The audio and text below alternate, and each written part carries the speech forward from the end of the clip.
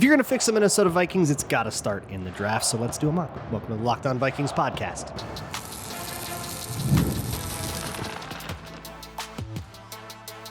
You are Locked On Vikings, your daily Minnesota Vikings podcast, part of the Locked On Podcast Network, your team every day. Hello, everybody. Welcome to the Locked On Vikings podcast, where we're always trying to learn something new. It's part of the Locked On Podcast Network, the #1 sports podcasting network.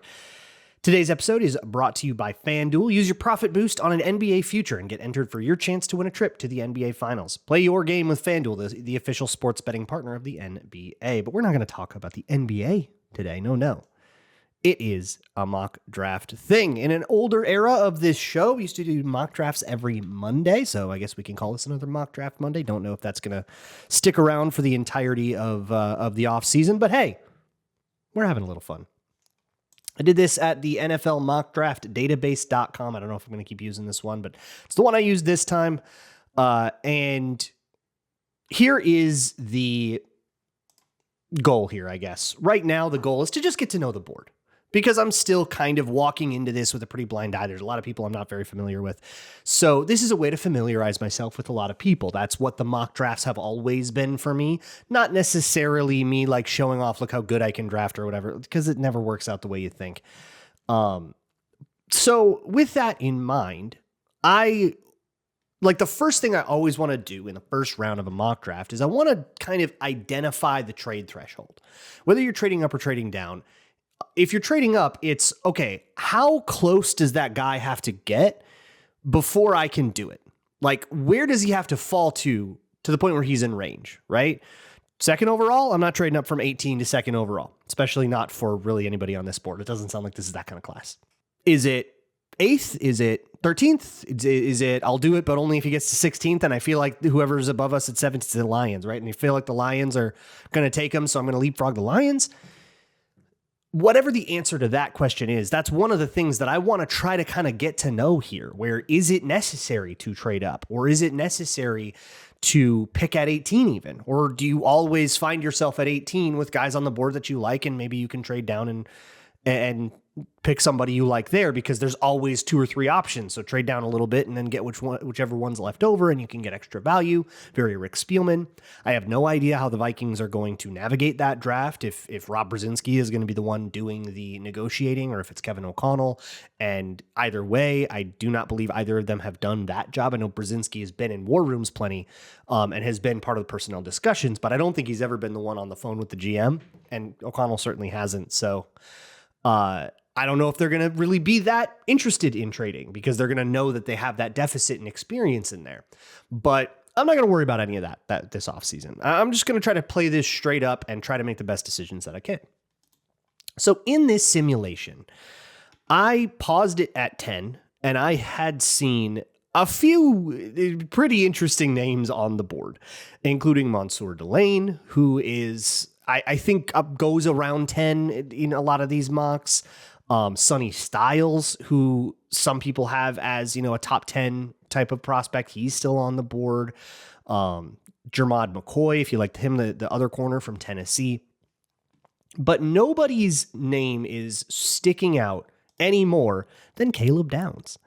Caleb Downs is, if you are unfamiliar, he's an Ohio State safety. He was at Alabama for a little bit, then went to Ohio State. And he is like the next big thing at safety. Like, he is touted as this just can't miss absolute freakazoid of a prospect. So I think that there is a beautiful irony to trying to, after your GM got fired, in no small part thanks to the very first draft transaction that he made, which was passing on Kyle Hamilton, trading down with the division rival, getting Lewis Seen.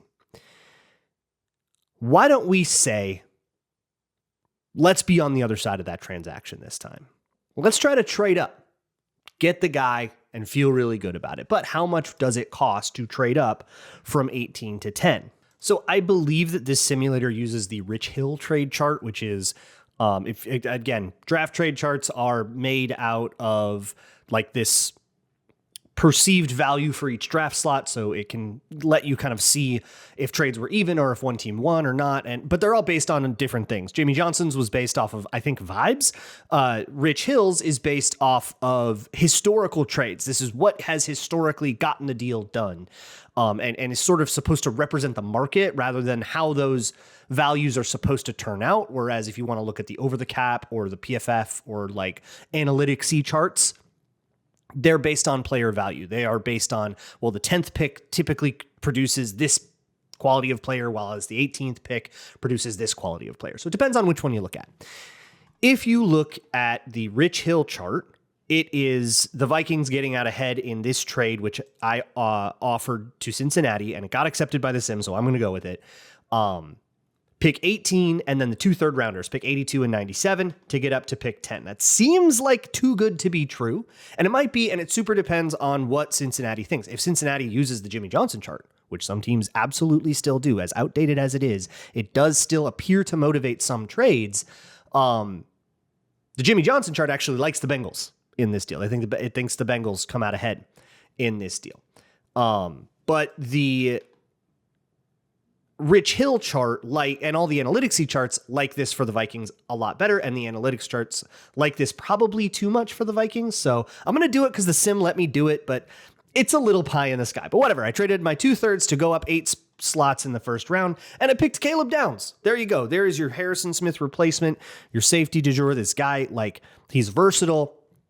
He can cover a ton of ground on the back end, do stuff at the line of scrimmage, give that guy to Brian Flores and watch everybody cook. Pretty exciting stuff. But the other problem here is now I am out 2 third-round picks. And on day 2, I would have pick number 49, and that's it. And I want to do a little better there. The other problem is Sonny Styles was on the board, and I like Sonny Styles. He's another Ohio State defender. He's a linebacker, I think far and away the best linebacker in the class. And that's somebody that could be next to Cashman. And a couple of corners that were interesting, and a lot of interesting ideas, right? So the corners that I liked went like the next 2 or 3 picks. They wouldn't have made it. But Sonny Styles would have made it to 18, so I maybe didn't need to do all this. And maybe I got a little too aggressive. Okay, we can mark that down. Maybe I got just a little too aggressive. So let's do another thing that the Sim allows us to do. And I'm going to put this into the trade chart calculators just to make sure everything is above board and that I'm not just like breaking a bad draft simulator and then being like, look how cool this can be. Because sometimes you can do that. Like I know the PFF draft simulator kind of lets you get away with like as many trades as possible, and you can end up with like 40 picks if you really want to break it. I'm not trying to do that here. I'm trying to get a real sense for what the landscape is like actually going to be. And the other thing these simulators do is they have guys fall too far. And then you're like, oh, cool, I got Caleb Downs at pick 25. That's not what I'm trying to do either. Caleb Downs, according to Grinding the Mocks, which is my most respected source for exactly this question, is, well, where is this guy going to go? He gets picked after 10, not often, but with all of the mocks that have come in since the college football season has come down, he gets picked on average 7th. And he gets picked outside the top 10 often enough for me to think that this is, while not a probable situation, one within the realm of reality for sure. This could happen. He could fall. Safeties do tend to fall sometimes, not because they're bad players, but because, the teams in front of the teams in the top 10 need another position more. They want to take a receiver. They want to take a tackle. You have 5 tackles and 3 quarterbacks go in the top 10 all the time. And then suddenly one of the best defenders in the history of college football gets taken like 12th, right? Just look at what happened with Kyle Hamilton, right? He went 14th. So it happens for sure. I don't think that this is outside of the realm of possible at all, but I do think that we've gotten pretty lucky here. And further, I want to split that second rounder up. So I looked through some of the available trades, and one of them was the Rams, and they offered this to me in the sim. They offered 61 and 93 to go up to 49. So that's a second and a third to go up to the kind of middle of the second from the bottom of the second. You're going up 12 spots at the cost of a very late third rounder. So again, let's put that into the sim. And basically, no matter what chart you're using, the Vikings are coming out ahead in that one, but by the value of like a 4th round pick and up in these parts of the draft, I think that that's an acceptable margin of error. So I'm going to allow the sim to offer me that, and I'm going to take that trade. Beautiful. Perfect. All right, cool. So I now have a second and a third back. I don't have my 2/3 anymore, but I'm going to have a first, second, and third round pick, no compensatory third, and I got to move up to pick 10. I'm pretty gosh darn happy so far. But this is not where the draft is made, right? We got a very cool player, and I get to put Caleb Downs in the thumbnail, and I'm very excited about that. But there's a lot more work to do here in the middle kind of meat of the draft, where the Vikings haven't had a lot of picks lately. So we actually get to kind of dive into these guys a little more than we've been able to the last few years, which is exciting. That'll be next on Locked On Vikings. Today's Locked On Vikings episode is brought to you by Zocdoc. Finding a doctor that you actually like can be like finding a needle in a haystack. Sure, you want somebody who is in network and nearby, but you also need them to be available, and you also need a doctor that listens to you and makes you feel comfortable, explains things clearly, and boy, that could just feel like finding a unicorn. But that kind of doctor exists, and finding them is easy with Zocdoc. It's a free app and website that helps you find and book high-quality in-network doctors, so you can find someone you love without all of the hassle. You can book in-network appointments with more than 150,000 providers across all 50 states, covering over 200 specialties from primary care and dentistry to dermatology and eye care. Don't put off those doctor appointments. Go to ZocDoc.com/LockedOnNFL to find and instantly book a doctor you love today. That's ZocDoc.com, ZocDoc/LockedOnNFL. ZocDoc.com/LockedOnNFL. Thanks to Zocdoc for sponsoring this episode. Today's episode is also brought to you by FanDuel. It's America's #1 sports book. And if you ever want to experience the NBA Finals live and in person, you get a chance now with FanDuel. You can turn that dream into reality with their NBA sweepstakes. Just use your profit boost on any NBA future, and you'll automatically be entered on a shot to win an NBA Finals trip for two. Flights, tickets, the whole experience. If you're already looking at the board and thinking, man, this team can make a deep run, or I think so-and-so is going to, end the season leading the league in rebounds or whatever, this is a perfect time to lock it in. If you think you know how far the Timberwolves are going to make it this time, then why don't you throw a future on it and you can get entered in this sweepstakes. Visit FanDuel.com to get started. Use your profit boost on an NBA future and get entered for your chance to win a trip to the NBA Finals. Play your game with FanDuel, official sports betting partner of the NBA. Moving right along. The Locked On Vikings podcast. We're doing this mock draft here. And if you like what we do here on Locked On Vikings, then why don't you become an everydayer with the Everydayer Club? If you listen every single day, you want to go ad free, you can. For $5 a month or $50 a year, go to lockedonvikings.supercast.com. You also get access to a special Discord server where Locked On hosts are cutting it up about sports all the time. A lot of Olympic talk in there right now. And you get a whole bunch more than that as well. But let's move on with this mock draft. We're into day 2 now. And in day 2, I made that trade, right? I was up at 49. I traded back to 61 to get my third round pick back. I don't have 2 anymore, but at least I still have 1. And what I'm looking at right now on the board is a ton of wideouts. So when I'm sitting in a mock draft and I see a ton of a singular position, if it's a position I need, I go, okay, which one of these guys do I like? And how can I maximize my value but still get one of them, right? If there's a ton of guys that I would take here at wide receiver, and I don't know much about these wide receivers, but there's 3 guys that are interesting. There's Zachariah Branch from Georgia, who's like a super reliable ex-playmaker type, very kind of an old school type of wide receiver. There's Elijah Surratt, who's he was a 0-star recruit. He's like a motor guy. He's also a big physical type of receiver. And I don't know if Kevin O'Connell wants this kind of guy, the contested catch dude. And then there's Chris Brazzell, who is a Tennessee wide receiver. Not the typical thing you see coming out of the Vols, though. That's this gadget player that's never going to be serious in the NFL. This is supposed to be like a downfield guy. This is like a top end speed, take the top off the defense. If you're going to lose Jalen Naylor, this might be the thing for KOC. I'm not going with any of these guys, though, because the other thing I do is I go, oh, great. All these receivers are on the board. That means whatever happens next, these guys are going to go. So if there's anybody that I'm targeting that I think could fall past that cliff, I might trade down just because I know that there's a big glut of wide receiver talent going on. Unfortunately, the guy I want here is Chris Johnson from San Diego State. KOC alert. He's also, I think, Flores approved in terms of a corner. He's a fluid hips and eyes type of cornerback. By the way, a lot of these guys I haven't gotten a chance to get to and really watch yet. When I do, I'll do whole episodes on these guys.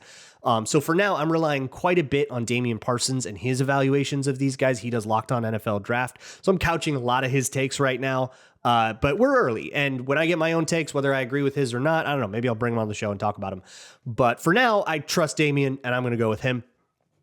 And so he described Chris Johnson as like fluid hips and like an eyes cornerback. This is what I mean by that is like there's a lot of off man in zone where you have to kind of flip your eyes from one place to the next and process quickly. And like that's how he's found hhis success. That's very Flores-y. That's a great fit, I guess, for Flores.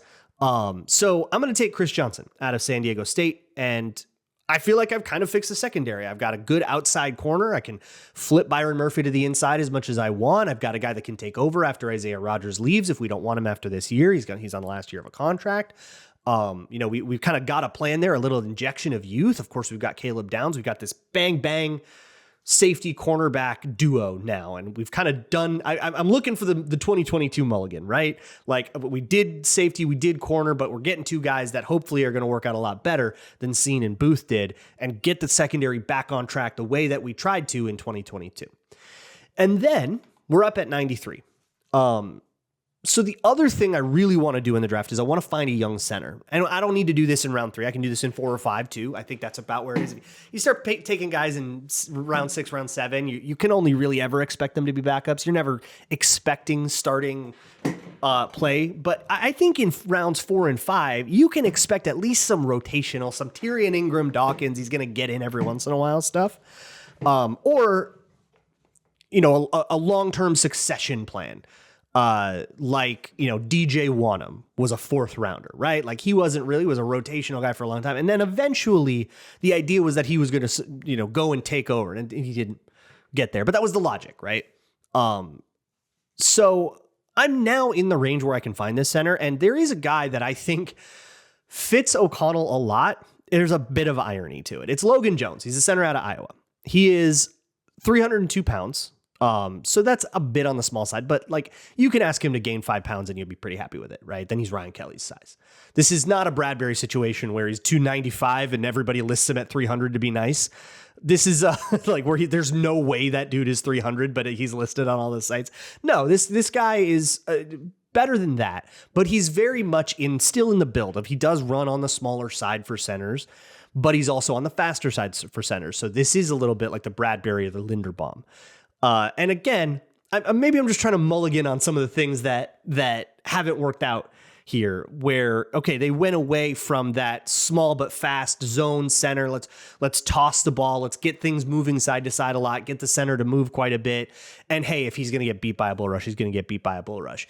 And that worked for the Vikings offensively much better, for years and years than anything we saw this year without that. So maybe I want to get back to that a little bit. Of course, he's a 3rd rounder. He's a rookie. You're going to need some kind of solution for year 1. I don't think you want to toss him right in as a 3rd rounder, day 1 starter. And maybe that's Ryan Kelly if he doesn't retire, if you stick with his contract. Maybe it's some other guy you sign, some 1-year rental, older center, or some kind of thing. But whatever you're doing there, it would be a short-term bridge thing. And hopefully Logan Jones could be the center of the future, or he would compete with Michael Juergens for that role in a training camp or 2 from now. So I feel like one of the things that I do in these mock drafts that makes me wrong a lot is that I overcommit to need, but I'm kind of falling right back into that trap. Because what ends up happening is, I look at their draft, I look at their biggest roster holes, and I say, okay, I'm going to draft one for that roster hole, that roster hole, that roster hole. And then, of course, free agency happens and it totally upends all this stuff, right? They could sign another safety in free agency. They could sign 2 corners in free agency. And you're okay, now they're never drafting one of those. They could sign a center. And then you're like, okay, they're not drafting one now. But also in the draft, teams just don't adhere to need as much as we ever do in our mocks. I don't mind that because this is getting me to know where the most likely candidates are, where there's need. But I did just want to mention the dynamics of, best available versus need and all that. And need is helping me kind of navigate the very large pool of college players that is always in the draft. While I don't have, I don't have a 300 person big board, and I won't. The way I do the draft is I will pick probably 30-ish players and deep dive them and really watch them. There'll be Patreon stuff. I'll do live streams. I've already done a couple with the running backs. I did Jeremiah Love and Jonah Coleman, and I'm going to do stuff like that and let the rest of the board fall where it is. And I've found that when it comes to players like, I didn't have a Cam Ward take, and I'm happy with that. I didn't have a Shedeur Sanders take. All right. I'm feeling pretty good about that decision to not be a part of any of that discourse. And kind of moving away from I didn't have that much of a Kyle Pitts take, except that the name tight end was leading people to think weird things, which I still think is true because I don't know how much you would call him a tight end. Anyways, point being, I'm playing it really chalk to needs right now, but I understand that there's going to be a lot more flexibility than that. But let's get into day 3, where some interesting things happened here with this mock sim. That'll be next on Locked On Vikings. This episode of Locked On Vikings is brought to you by TurboTax. Does the specter of taxes strike fear into your soul? Do you wake up in cold sweats thinking about like W-2s and box 895G and what I'm supposed to put in? Don't do that anymore. Don't let it stress you out. Let TurboTax make it easier than ever to just hand things off and move on with your life. With TurboTax Full Service, you can have your taxes done for you by a trusted local expert, start to finish, without the stress or guesswork. Instead of spending hours trying to figure out forms, you can meet with a local TurboTax expert in person or connect online. They handle everything from W-2s to self-employed forms and get to work to get you every deduction. You can upload your documents, go about your day, and get updates right in the TurboTax app. It's a huge time saver and gives you real peace of mind knowing an expert is handling it. For a limited time, you can get your taxes done by a local TurboTax expert for just $150 all in if a TurboTax expert didn't file for you last year. Just file by February 28th. Take taxes off your plate and get back to your life. Visit turbotax.com/local to book your appointment today. All right, it's time for day 3. Got to roll up the sleeves because the first thing that's happening is that when I am up at pick number 161, I get a very funny trade offer from the sim from Buffalo to move back 5 spots in the 5th for an entire 7th round pick in 2026. I will be taking this. This is an insane thing to do. It does kind of happen. Here's the thing about draft value in the third day of the draft, especially deep third day. The difference between pick 161 and 166 is, in my opinion, entirely negligible. After the 5th round, the difference flattens out entirely because the range of outcomes is so high, right? It's the draft. Everything can happen. You can find Stephon Diggs in the 5th, and then you get a very large amount of players that like never make their teams, end up in the spring leagues, end up kind of, being journeyman practice squad guys and don't really have careers, right?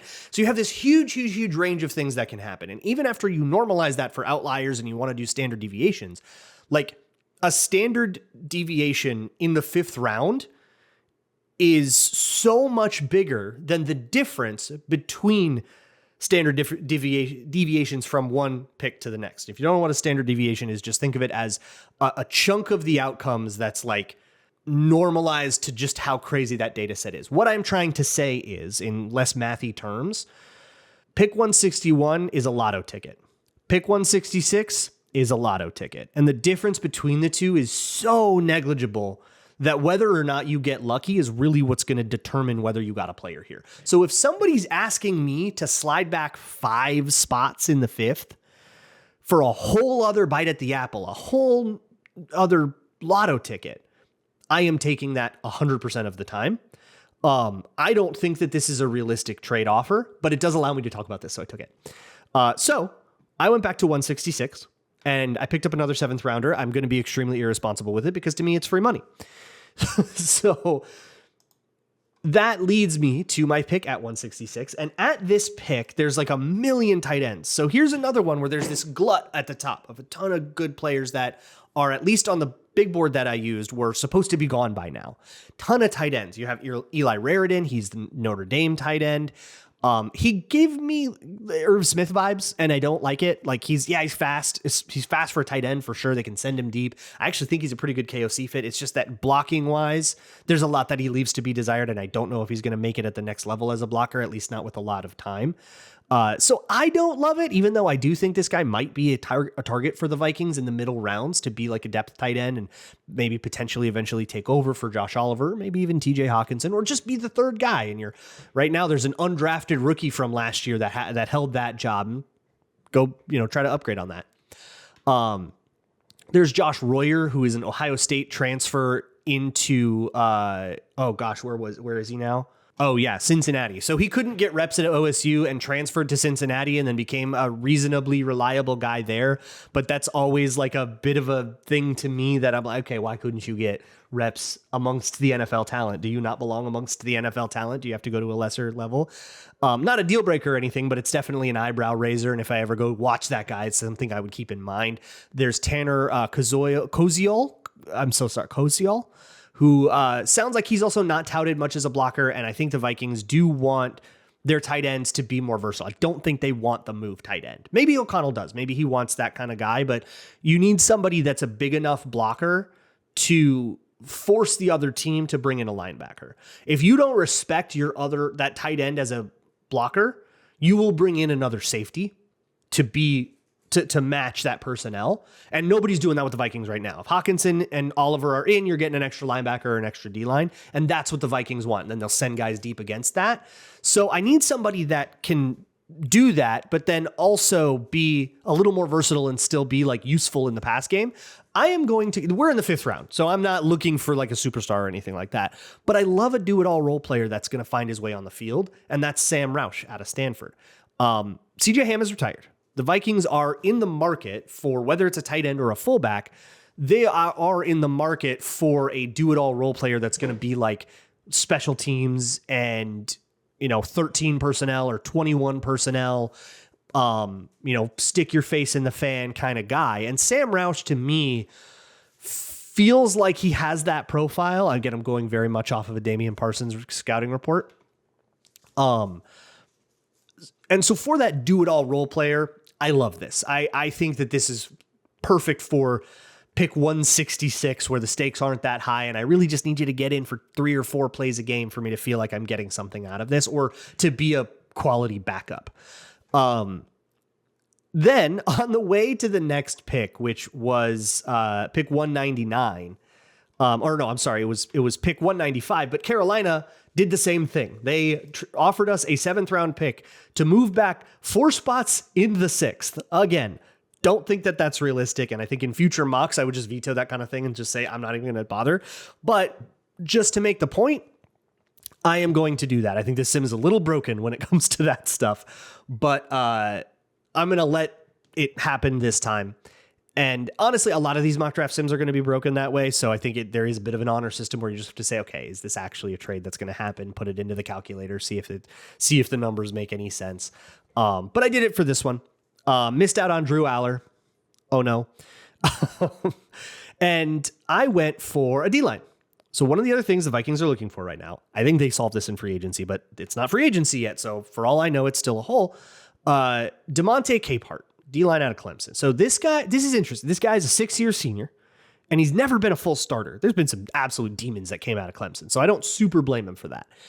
But he is definitely a limited player. He only ever bull rushes. He doesn't have a pass rush repertoire at all. The point of him is in run plays as a zero technique that can maybe even 2 gap. And that's all I need out of you. I need you to come in for 15% of the plays when it's 3rd and short, and to be a little extra beef. You're 315 pounds. Give it to me. That's all I need from you. And so I'm going to get hopefully a little bit of production in that way right off the bat. And then hopefully you can develop some other things over time.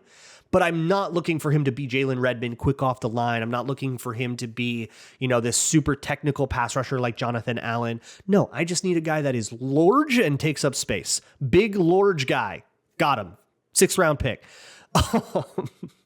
So now I've got 4 7th rounders again. I very Spielman'd this. But 2 of them were total free money and are probably unrealistic, so I'm not going to be too serious with them. But the first one is pick 220, and that's the one I got from Buffalo in this. And I am going to go with a wide receiver from TCU who is a lot of legal trouble. He's a bit of a radioactive figure. But he would have probably gone a lot higher were it not for those off-field issues. It's Eric McAllister. I haven't looked super deep into what those issues are. If he became a Viking, I would do the deepest of deep dives he ever knew. But in terms of a 7th rounder that was free money, and if he doesn't see the field and he keeps getting in trouble or whatever, I don't feel like I lost out on too much. So in terms of the risk, that's rough. And then obviously the like moral of, do I want this guy to be part of my team, is a question I'll put a pin in. I'll answer that later if it comes up. Then at 234, this is a pick that we have, that the Vikings have naturally. I still don't have a running back. I wanted a young running back, and I wanted to do it earlier than this, but I haven't. So I'm going to do that in the 7th, at least try a Dwayne McBride, see if I can Pacheco this, right? Desmond Claiborne, our running back out of Wake Forest. He's very scat back to me. He's a guy that's like not going to ever bowl anybody over. Or, you know, he can get got by like arm tackles, which is a little concerning, but hey, he's jittery. And the key here is that he has returner potential. So you could get some use out of him on special teams. And that is important to me, that especially like these 7th rounders, they need to just make the team. So I'm looking for guys that have a shot to make the team, even if I'm taking on risk with like the off-field thing, or even if it's only as a special teamer. Okay, I want guys that can make the team. If they make the team their first couple of years, they're already an above average 7th round pick. 7th round picks get cut a lot. So all I need is that path, to see that path to the roster. And this might be through special teams. And then I actually also pick at 235. This is the pick I got from Carolina. And I'm going to home cook a little bit with the Minnesota Gophers. I'm going to take Devin Eastern. The only thing I'm going off of here is the one Gophers game that I sat down and watched this year, which was the game against Wisconsin, for the Axe. I watched it with my dad because it was I think it was on Thanksgiving weekend, and I just kept noticing 91. I was like, who's this? This 91 dude is cooking. I don't even know if he got a lot of the production in that game, but he was always in the play. Seemed like he was just a big problem for Wisconsin that whole time. And I was like, that's all I'm going off of, which is one game. And I know Wisconsin's a bad team, so obviously a lot more work to do on a guy like that if he ends up being a Viking, but let me home cook. All right. Let me do a Minnesota thing. And then finally, pick 240, which the Vikings have naturally, is Devin Marshall, another corner out of NC State. He's another kind of man corner type. But he's small, which is why he's here. I think his stature is going to get him to fall, but he's this like scrappy guy who was productive at NC State. He wanted to be like a shadow guy, and like, you know, give me their best receiver kind of dude. I don't think he's going to do that at the next level. But again, you can just kind of see that mentality, and hopefully that's the mentality that can translate to being a good depth player, good special teams player. So at the end of the day, I haven't touched next year's capital at all, which feels like a win. I ended up getting one of the studs of the draft in Caleb Downs. I feel like I got a Raven in a way. I added 3 young players to the secondary, which I think is very important. I do it all the time on these mock drafts, and then the Vikings don't do it, and then they have a problem all the time. So do it this time, Vikings. Do it what I've been doing all the time. Couple of guys on the interior, a couple of interesting skill players, got a center. I feel like I managed to, like, I feel good about like the distribution of did I draft for need. And it remains to be seen how any of these players work out. Tomorrow is Town Hall Tuesday. So if you have any questions, hit me with them. The Google form to submit them is in the show notes to any episode. I will see you all for that. And as always, Skull.